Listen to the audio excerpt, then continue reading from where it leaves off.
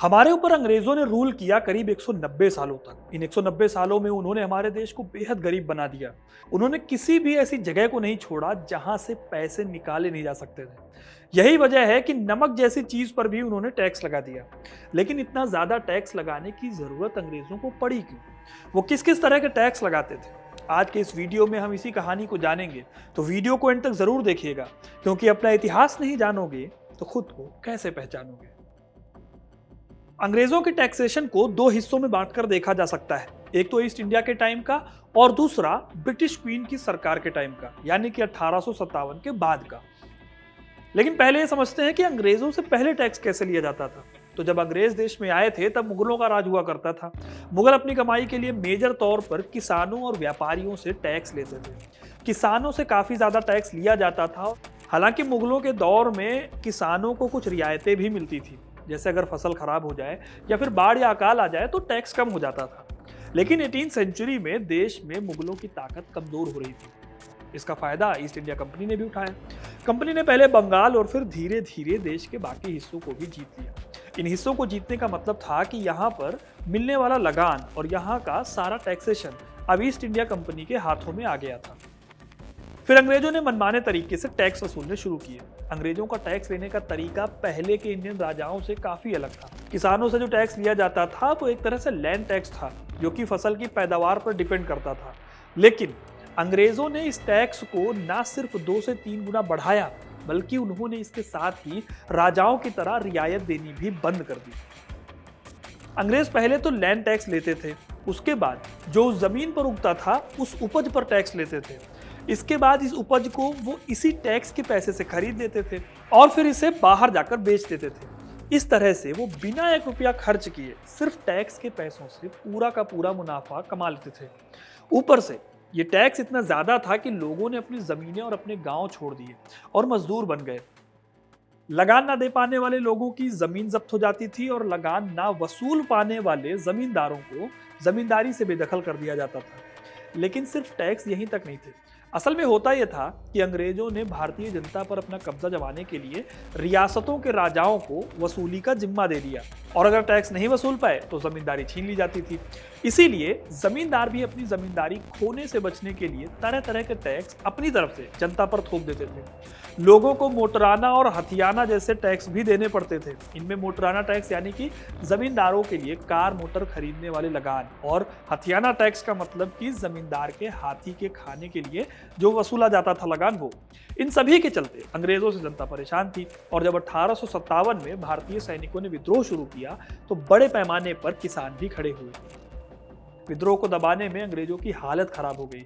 बहुत ज्यादा पैसा खर्च हुआ। एक एस्टिमेट के हिसाब से 1856 से 57 के दौरान अंग्रेजों ने सेना पर 1 करोड़ 14 लाख पाउंड खर्च किए, जो कि 1857-58 के दौरान विद्रोह के टाइम पर बढ़कर 2 करोड़ 10 लाख पाउंड हो गया, यानी कि लगभग डबल हो गया।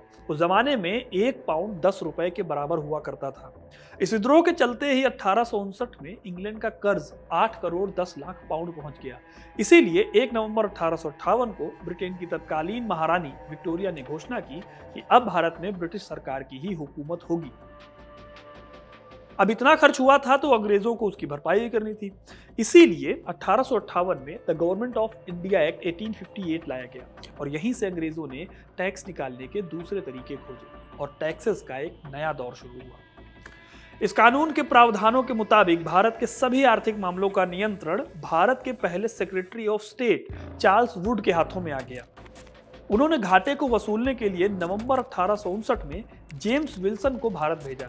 उन्हें भारत में वायसराय लॉर्ड कैनिंग की काउंसिल में फाइनेंस मिनिस्टर बनाया गया। तो उन्होंने अपनी नीयत साफ करके 3 अलग अलग टैक्स का प्रस्ताव रखा: इनकम टैक्स, लाइसेंस टैक्स और तीसरा तंबाकू टैक्स। और जानते हैं उन्होंने इन टैक्सेस को डिक्लेयर करते टाइम किसका एग्जाम्पल दिया?